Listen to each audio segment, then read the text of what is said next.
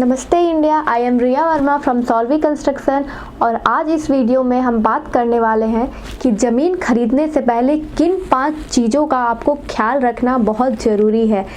होता क्या है, जनरली लोग जो ज़मीन लेते हैं वो कम पैसे में लेने के कारण बहुत दूर जंगल गांव वाँव में ले लेते हैं, लेकिन वहाँ पे आपका मार्केट अवेलेबल नहीं होता, बच्चों के पढ़ने के लिए स्कूल अवेलेबल नहीं होता।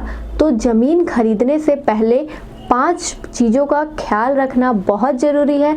तो इस वीडियो में ज़मीन से रिलेटेड जानकारी आपको दी जाएगी, तो अंत तक बने रहिए इस वीडियो में।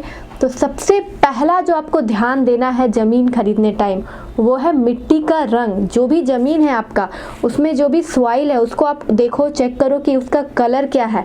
अगर वो रेड कलर है, लाल कलर है, या फिर आपका ब्रिक रेड है, ईंट का जो रेड कलर होता है वो, या फिर आपका ब्राउन कलर है, या फिर येलो कलर है, तो वो कंस्ट्रक्शन के लिए राइट माना जाता है, गुड फॉर कंस्ट्रक्शन उसको माना जाता है। तो वैसा ज़मीन आप खरीद सकते हैं। वहाँ पे जो आपका कंस्ट्रक्शन होगा तो बिल्डिंग को स्टेबिलिटी भी मिलेगा और वो अच्छा सॉइल है कंस्ट्रक्शन के लिए।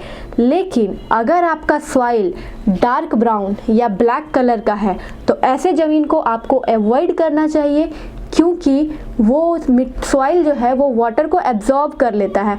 तो एब्जॉर्ब करने के कारण आपका बिल्डिंग में फ्यूचर में सीपेज वगैरह, क्रैक वगैरह बहुत सारे इश्यूज आ सकते हैं इन फ्यूचर, जो कि आपको ज़मीन लेने टाइम पता ना चले।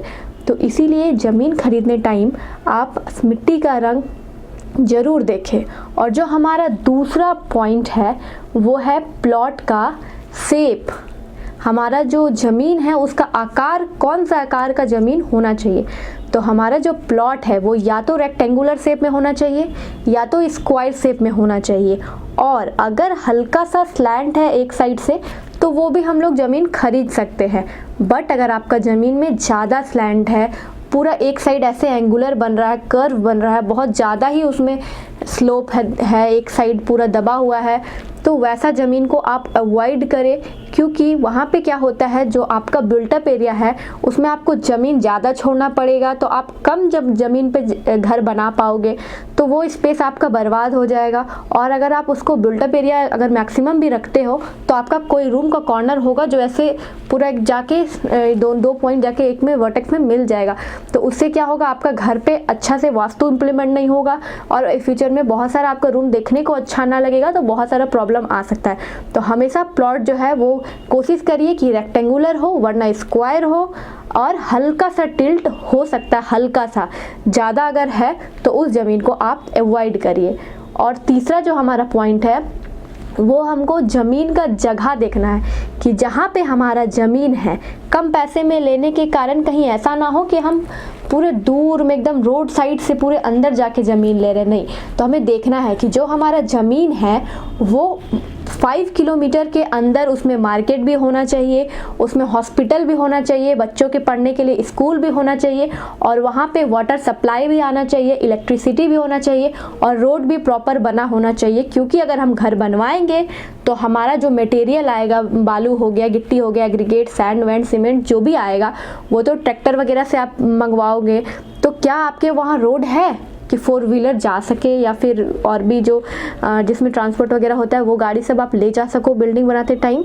तो ये सब चीज़ का ख्याल रखना आपको बहुत ज़रूरी है। कई बार कम पैसे में ज़मीन लेने के वजह से हम ये सब चीज़ कॉन्फिडेंट नहीं करते और बस ज़मीन ले लेते हैं। तो नहीं, आपको ज़मीन खरीदने टाइम ही ये सब सोचना होगा कि फ्यूचर में हम अगर घर बनाएंगे तो हमारा जो ज़मीन है उसमें कैसे ट्रांसपोर्ट वाला गाड़ी आएगा, सैंड वगैरह, हम जो भी मटेरियल जो गिरवाएंगे वो उसमें वो रोड में वो आने लायक है कि नहीं, रोड है या नहीं। और अगर रोड अभी ना बना हो तो फ्यूचर कब बनने वाला है, कब हम प्लॉट का कंस्ट्रक्शन करवाएंगे। तो ये सब चीज़ को आपको जानना बहुत ज़रूरी है। और हमारा जो चौथा पॉइंट है वो हमको देखना, वो बहुत ही मोस्ट इम्पॉर्टेंट पॉइंट है, वो है ज़मीन का स्तर। जो हमारे प्लॉट का लेवल है वो ज़मीन लेते टाइम चेक करना बहुत ज़रूरी है। क्योंकि जो हमारा लेवल है, नॉर्मल रोड का जो लेवल है, अगर वही सेम लेवल में अगर ज़मीन है तो वो बेस्ट आपके लिए हो जाएगा।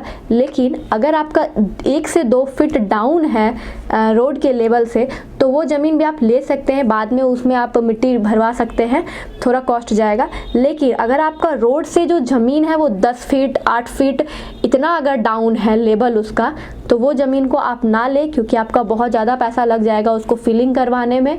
तो इसीलिए आप लेवल भी एक बार ज़रूर चेक कराएं अपने ज़मीन का, ज़मीन लेते टाइम। और आपको जो पांचवा चीज़ है जिसका आपको ख्याल रखना है, वो जो ज़मीन आप ले रहे हो क्या वो कृषि भूमि है, ये चीज़ आप ज़रूर चेक करवा लें कि जो हम ज़मीन लेने वाले हैं वो नॉन एग्रीकल्चरल लैंड होना चाहिए, क्योंकि एग्रीकल्चरल लैंड में हम घर नहीं बना सकते। और उसमें एक चीज़ और आपको देखना है कि कहीं इसमें कोर्ट का कुछ बैरियर तो नहीं है, कहीं कोर्ट से कुछ इस ज़मीन पे लफड़ा तो नहीं है।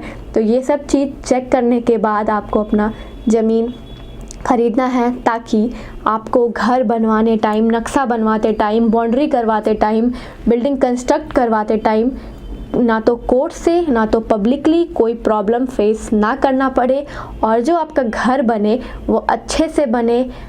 हम ऐसे सिविल इंजीनियर चाहते हैं कि आपका जो ज़मीन हो वो अच्छा से अच्छा शेप का हो, उसमें अच्छे से वास्तु इम्प्लीमेंट हो। तो ये सब चीज़ का आपको ध्यान रखना बहुत ज़रूरी है।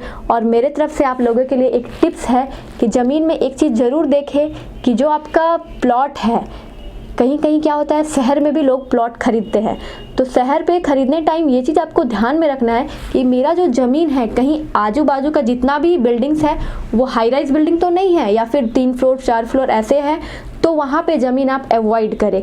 क्योंकि आपके जो ज़मीन है उसमें जो आप कंस्ट्रक्ट करवाओगे 1 फ्लोर 2 फ्लोर, तो उसमें प्रॉपर सनलाइट नहीं मिलेगा, और अगर प्रॉपर सनलाइट नहीं मिलेगा तो अच्छे से वेंटिलेशन नहीं होगा, और वेंटिलेशन ठीक से नहीं होगा तो वास्तु भी उसमें इम्प्लीमेंट नहीं करेगा। तो आपका जो लेआउट वगैरह बनेगा प्लान वो उसमें फिट नहीं अच्छे से हो पाएगा, वास्तु उसमें एकदम नहीं रह पाएगा। इसीलिए ज़मीन लेते टाइम ही आप इन सब चीज़ों का ख्याल रखें, ताकि आपको फ्यूचर में कोई भी प्रॉब्लम फेस करने को ना मिले। तो गाइस, बने रहिए हमारे साथ टू बिल्ड योर ड्रीम।